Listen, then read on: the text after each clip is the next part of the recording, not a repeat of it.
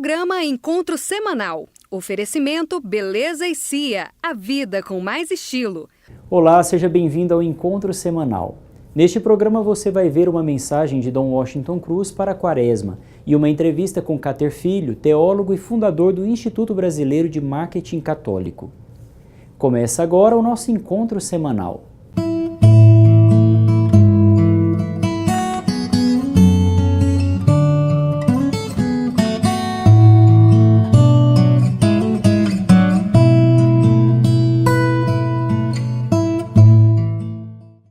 A vocação é um chamado divino que requer de nós uma resposta. No último sábado, Frei Rogério Constantino, da Ordem dos Frades Menores, foi ordenado sacerdote pela imposição das mãos de Dom Moacir Silva Arantes, bispo auxiliar da Arquidiocese de Goiânia. Veja a reportagem de Gabriela Rodrigues. A Ordem dos Frades Menores foi fundada por São Francisco de Assis. A fraternidade busca seguir a Jesus Cristo sob a ação do Espírito Santo e viver o Evangelho na Igreja. Hoje, quando nós estamos ordenando mais um irmão para o ministério sacerdotal, nós estamos de algum modo assim retomando aquela ideia, inicial de que também os clérigos estão chamados para viver intensamente a vida evangélica, que é a proposta de São Francisco para a nossa ordem, tá? Então, cada celebração que nós fazemos alegremente de ordenar mais um frade, nós não estamos, vamos dizer, negando aquela vocação, é pelo contrário, tornando ela atualizada na igreja. A igreja, em toda a sua diversidade, manifesta a sua riqueza em suas variadas formas de consagração. Hoje, a Ordem dos Frades Menores oferece mais um sacerdote para a sua messe. A ordenação do Frei Rogério, dias atrás foi ordenado o Frei Janilson, daqui uns dias o outro Frei, para nós, como 3 padres assim, em pouco tempo isso aí também vai significar um pouco de alívio, um pouco de desafogo, devido à sobrecarga de exigência e de trabalho. Então para nós vai ser não só uma alegria de ter mais 3 irmãos ordenados, mas também para aliviar o peso do trabalho. O rito da ordenação presbiteral é um caminho que se faz dentro da celebração da Eucaristia para apresentar o jovem que se sentiu chamado e foi aprovado pela Igreja e consagrá-lo ao Senhor. Dom Moacir Silva Arantes fala sobre sua gratidão em celebrar a ordenação de Frei Rogério Constantino.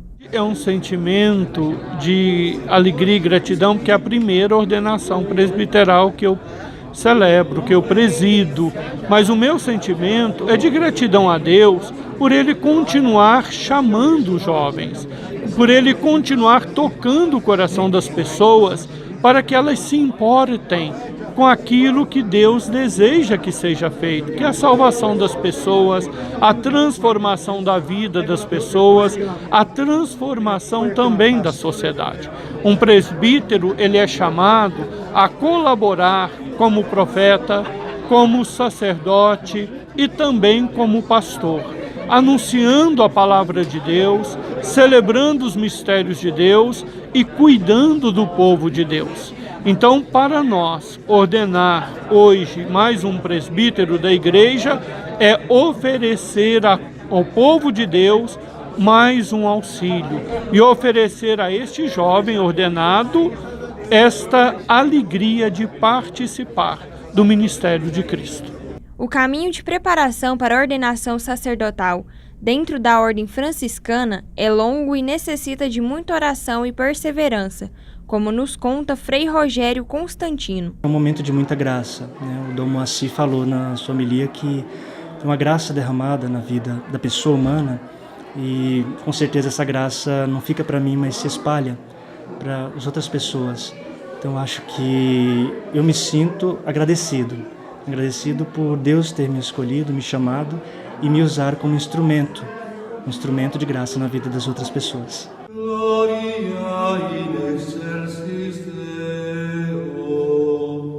A grande celebração anual da fé e da liturgia é a celebração da Páscoa.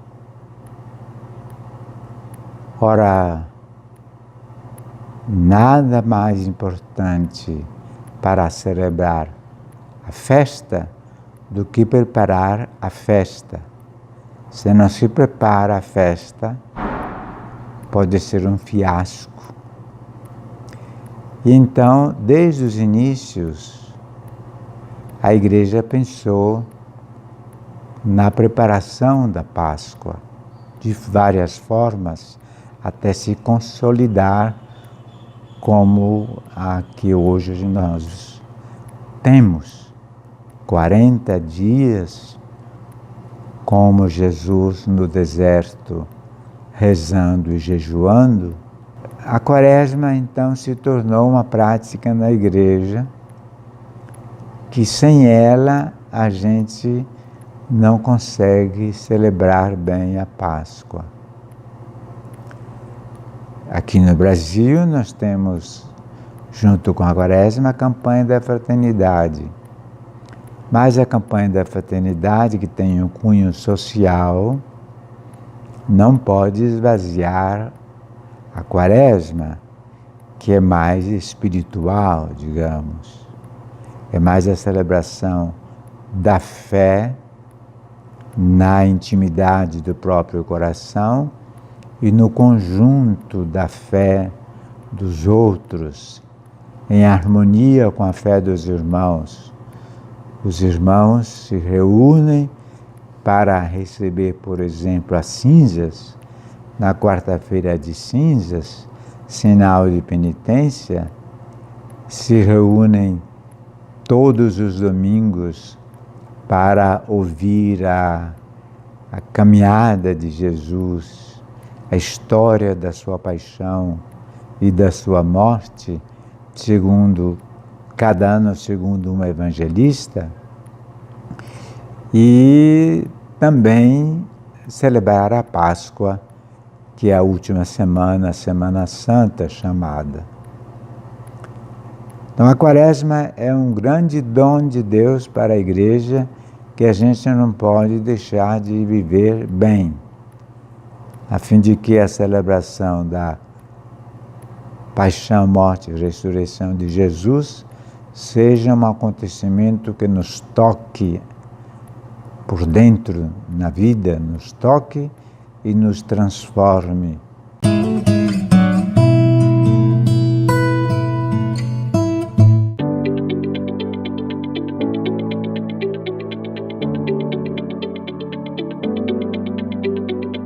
O que está no coração do Brasil está prestes a te conquistar. Goiânia. O movimento de 3 raças que se unem e te apresentam um povo humilde e acolhedor. Goiânia é a combinação de diversas cores, de vários sons e sabores. Uma cidade que te encanta em cada canto, de um jeito totalmente diferente.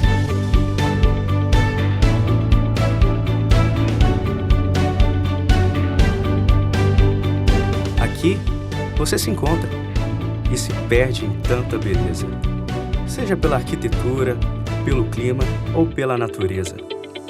Goiânia é jovem, e talvez seja este um dos motivos pelos quais é uma das capitais que mais se desenvolve, seja pelo agronegócio, pelo entretenimento ou simplesmente pela vontade de fazer acontecer. Mais de 1 milhão de habitantes com histórias para contar e dispostos a escutar. Goiânia é o ponto de partida em Goiás para lugares abençoados pela flora, pela fauna e pela fé. Goiânia tem muito a dizer e o que comunicar. E por isso, a próxima edição do Multicom acontece aqui. Conheça Goiânia. Participe do Multicom 2019.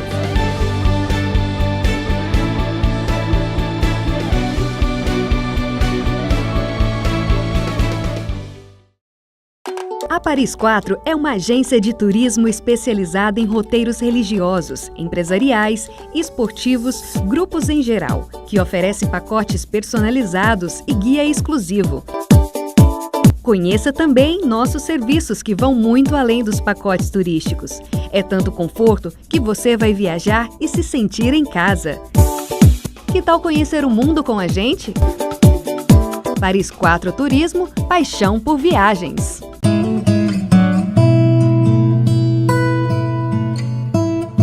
Hoje, no quadro As Razões da Fé, temos um vídeo enviado por Pablo Caíque, da paróquia Bom Pastor. Padre, do que é feita a hóstia? Obrigado, Pablo, pela sua participação. Quero também saudar todos os paroquianos da paróquia Bom Pastor, no Vicariato Leste da Arquidiocese de Goiânia, na pessoa do Padre Sidmar Rodrigues.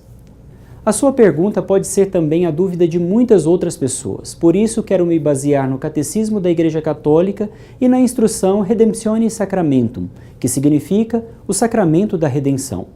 Este documento trata sobre algumas coisas que se devem observar e evitar acerca da Santíssima Eucaristia.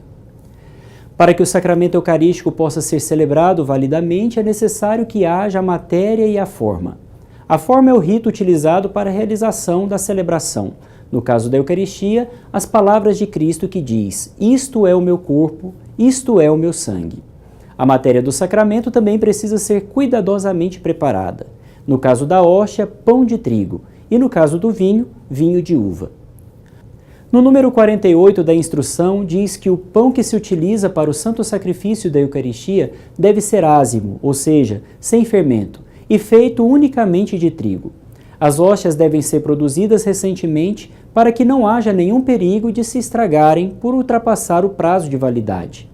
Por isso, se torna matéria inválida para a realização do sacrifício e do sacramento eucarístico o pão elaborado com outras substâncias, ainda que sejam cereais. É um abuso grave introduzir na fabricação do pão para a Eucaristia outras substâncias como fruta, açúcar e mel.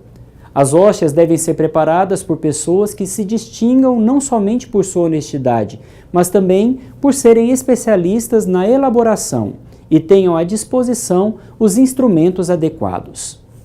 Com relação a esse tema, existe também pessoas que têm doença celíaca, ou seja, uma doença autoimune desencadeada pelo consumo de glúten, presente no trigo, na aveia, na cevada, no centeio e em todos os derivados destes cereais. Ela pode se manifestar em qualquer fase da vida, afetando todo o corpo e, se não tratada, pode trazer consequências graves para pessoas com esta enfermidade. Segundo estatísticas, a cada 400 pessoas, uma é celíaca. Isso coloca um desafio particular para a comunhão eucarística segura dessas pessoas. Por isso, os bispos podem conceder aos presbíteros e aos leigos afetados pela doença celíaca a permissão de usar pão com pouca quantidade de glúten. A Congregação para a Doutrina da Fé, no entanto, adverte que essa quantidade deve ser suficiente para a obtenção da panificação, não podendo ser acrescentada nenhuma matéria estranha à substância do pão. No caso da pessoa ser totalmente intolerante ao glúten, a Igreja orienta que comungue somente a espécie do vinho consagrado, o sangue de Cristo. O encontro semanal tem um novo número de WhatsApp, 99971-1422. Você pode nos enviar um vídeo com a sua pergunta para este número ou enviar uma mensagem de texto para o direct do Instagram. Tire suas dúvidas e esteja sempre pronto a dar a todos as razões da sua fé.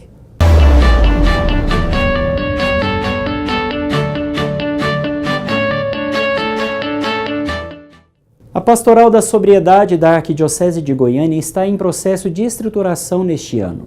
Veja a reportagem da primeira reunião de formação desta pastoral. A Pastoral da Sobriedade é na paróquia a equipe de pessoas que têm uma preocupação com a saúde.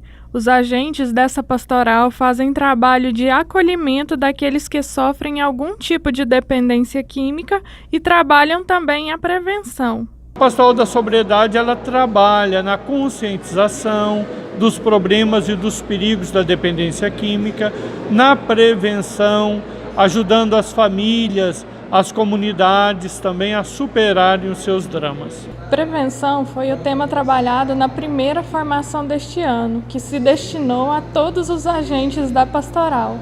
E esse ano nós estamos trabalhando propriamente dito só na prevenção. Essa formação começou hoje e vai até amanhã e ela vai dividir-se em 3 módulos. Esse é o primeiro módulo. Em junho vai ter o segundo e em dezembro o terceiro. Vai ter certificação para a pessoa que for fazer essa formação, para ela estar já inteirada no que ela vai oferecer para a sua paróquia. A coordenadora da Pastoral da Sobriedade do Regional Centro-Oeste participou da primeira formação deste ano. Ela destacou a importância de trabalhar a temática em conjunto com a Arquidiocese de Goiânia. Essa problemática, do uso abusivo de substâncias psicoativas é um problema que não faz parte mais somente de um grupo específico, mas sim da sociedade como um todo. Então, é de suma importância hoje para nós, da Pastoral da Sobriedade, estarmos juntos em parceria com todos os organismos, com todas as associações, com todas as pessoas envolvidas, direto ou indiretamente, dentro desse contexto, para que possamos somar forças e trabalhar no combate ao uso abusivo de substâncias psicoativas na nossa região. O objetivo da Pastoral da Sobriedade é oferecer para os agentes das paróquias uma formação sobre o cuidado das famílias e pessoas que vivem com algum tipo de dependência. Daniel Henrique da Silva é da Diocese de São Luís dos Montes Belos e participou da formação. Esse encontro é de grande importância tanto para o nosso crescimento, enquanto agente pastoral, e também levar o conhecimento para as nossas paróquias, da nossa região, que passa por grandes dificuldades em relação a principalmente essa questão da prevenção, Então nós estamos aqui durante esses dias para aprender cada vez mais e levar mais conhecimento para as nossas paróquias, para as nossas comunidades e reacender mais o fogo daquele povo, que já tem a Pastoral da Sobriedade ativa, mas a gente quer reanimá-los novamente, Com esse intuito é que nós viemos aqui hoje. Dom Moacir Silva Arantes fala da importância da implantação da Pastoral da Sobriedade em todas as paróquias. Uma vez que a paróquia tem o desejo de implementar a pastoral, então nós enviaremos, juntamente com a coordenação do regional, os agentes para a formação e implantação da pastoral nas paróquias também. Este ano nós queremos despertar e conscientizar tanto os padres como os fiéis leigos e leigas, as comunidades religiosas, para a importância de começarmos a lidar com esse problema, não apenas correndo atrás, mas prevenindo, num trabalho que envolva a catequese, que envolva as famílias.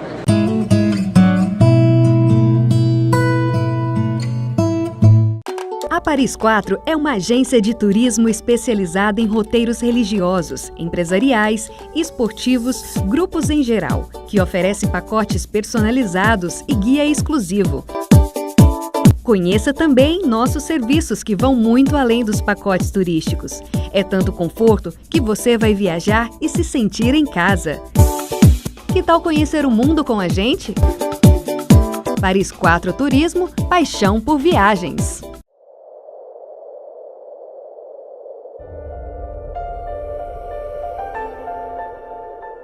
Rei dos céus, Autor da vida, Luz dos povos, Senhor do tempo, Sol nascente que nos veio visitar, Sol da justiça que nos traz a salvação, Luz do mundo que nunca se põe, ilumina o nosso caminho, dá sentido à nossa vida.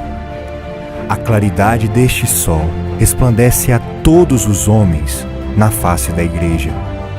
Desta luz somos chamas, consumindo nossa vida para testemunhar Cristo, fiéis ao seu propósito, como famílias, sacerdotes, consagrados, fiéis leigos. Muitas vocações, uma só igreja, unida, para que o Senhor continue a acender esta chama. Participe, reze, questione-se, confie, resplandeça.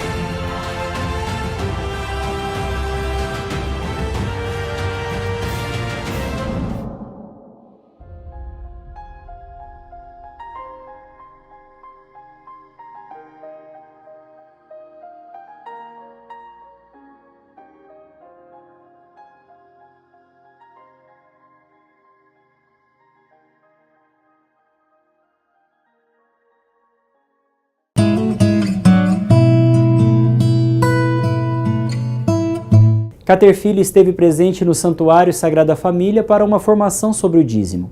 Ele é teólogo e fundador do Instituto Brasileiro de Marketing Católico.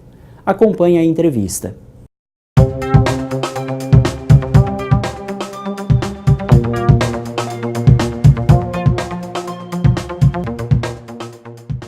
Cáter, na opinião do senhor, ainda existe uma dificuldade de se compreender o real sentido do dízimo nas igrejas? Com certeza, a começar do clero. A grande dificuldade, e não sou eu que digo isso, são os padres que me dizem isso. Na sua formação, eles não foram preparados para isso. Então, há uma grande timidez do padre falar de dízimo.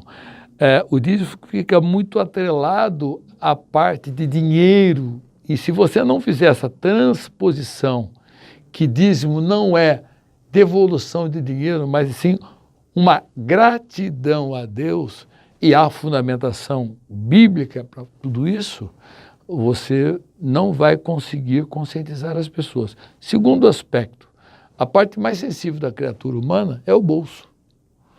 Se você tocou no bolso de qualquer pessoa, ela vai pular.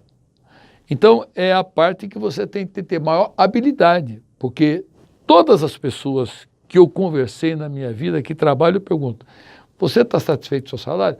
Eu estou. Você acha que você mereceria mais? Claro. Todo mundo acha que ganha menos do que merece.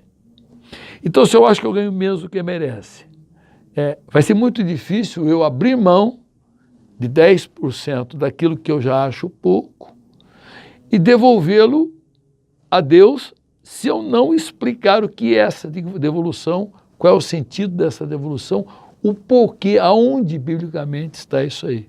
Então essas são as dificuldades que eu tenho ajudado a igreja a superar ao longo desses anos, essas décadas que eu tenho falado sobre esse assunto.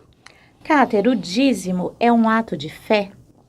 Completamente de fé. Aliás, a minha colocação sobre o dízimo, ela começa: o dízimo é um ato de fé. E aí eu vou falando para você, crer em Deus é um ato de fé? Porque nenhum de nós viu a Deus, nem vai ver, nem vai tocar. Crer na ressurreição de Jesus é um ato de fé? Sim, é um ato de fé. Por quê? Eu acredito no que? Na palavra dos apóstolos, a Igreja Católica Apostólica. Eu acredito na palavra dos apóstolos. Onde está isso? Está na palavra de Deus. Aí se você for estudar, aquele evangelho que nós temos, ele não é original. Ele é cópia de cópia de cópia de cópia de cópia de cópia de cópia de cópia de cópia. Às vezes tem fragmentos dele. Então, é um ato de fé acreditar na palavra de Deus. E se é um ato de fé acreditar na palavra de Deus, então a palavra de Deus está. Malaquias 3, 8, 10. O 10 principalmente. Fazer experiência do dízimo, diz o Senhor dos Exércitos, e vereis se não vos abro os reservatórios do céu e se não derramo a minha bênção sobre vós, muito além do necessário. Isso é palavra. Você tem fé nela? Então seja dizimista, o dízimo é um ato de fé. Cáter, muito obrigada. Você confere estas e outras entrevistas no YouTube da Arquidiocese de Goiânia. Nos acompanhe. Até a próxima.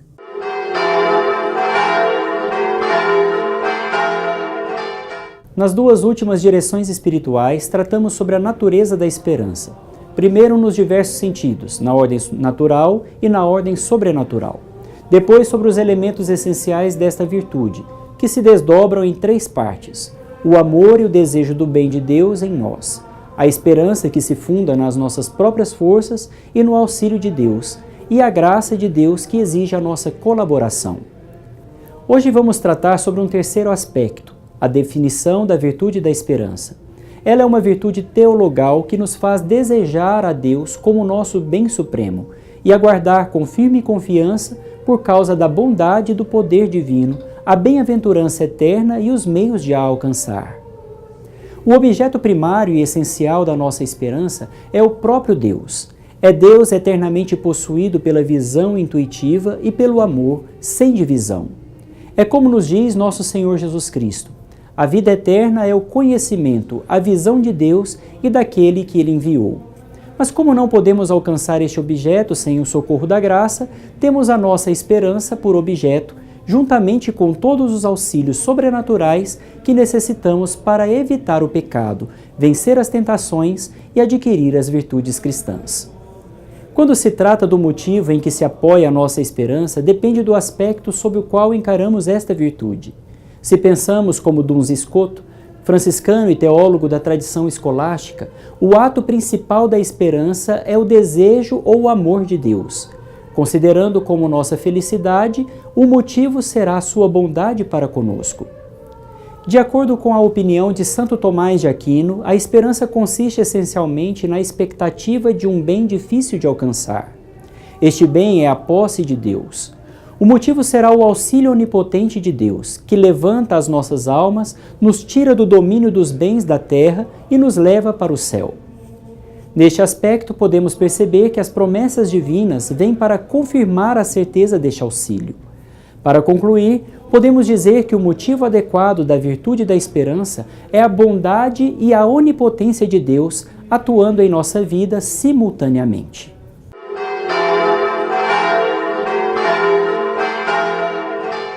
A tertúlia Diálogo entre Amigos é um evento organizado pela Paróquia Universitária São João Evangelista. No último encontro, o tema proposto foi Direito Natural, que foi apresentado por Ives Gandra Filho. No último dia 22, aconteceu no auditório da Área 4 da PUC Goiás mais uma tertúlia. Padre Luiz Henrique nos fala sobre a importância pastoral deste evento. Na verdade, esse evento, chamado Tertúlia, nós começamos em 2016 querendo criar dentro da paróquia universitária um espaço de diálogo entre os universitários com temas bastante importantes. Isso significa que tem um impacto da ação da paróquia universitária junto com os jovens universitários, o que certamente tem um impacto importante na universidade em geral. Dessa vez, o tema abordado foi o direito natural. Padre Luiz nos explica o motivo da escolha do tema.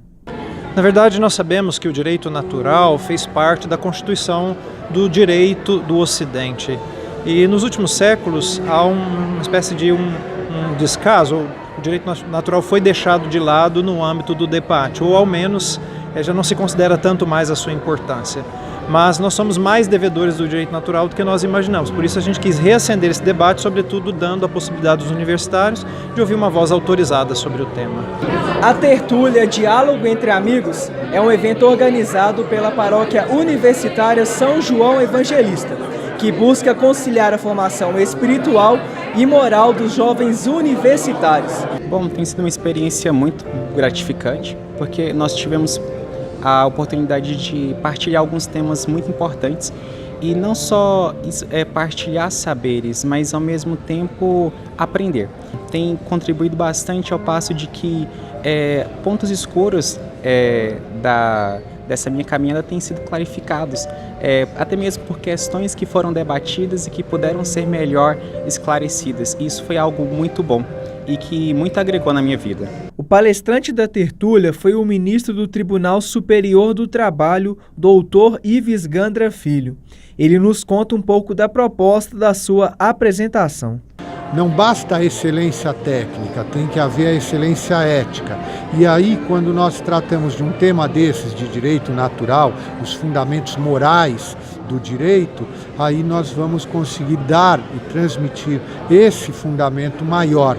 Aí realmente, até para o mercado de trabalho, hoje, compliance é um dos temas mais debatidos. Você quer profissionais que não sejam só bons tecnicamente, mas que sejam eticamente bastante sólidos. Então é essa a proposta da palestra. Chegamos ao final do nosso programa. Você pode acessar as nossas redes sociais, Facebook e Instagram, e acompanhar todas as edições do programa no YouTube da Arquidiocese de Goiânia. Nos vemos na próxima semana no nosso encontro semanal.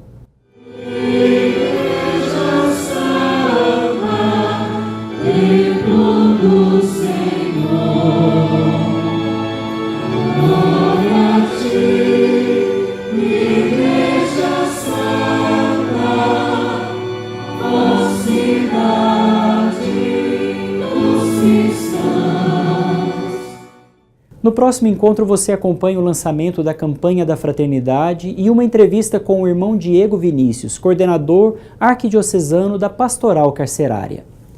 Participe você também do programa Encontro Semanal. Todo sábado às 8h30 da manhã e às 17 horas aqui na PUC TV. Programa Encontro Semanal. Oferecimento Beleza e Cia. A vida com mais estilo.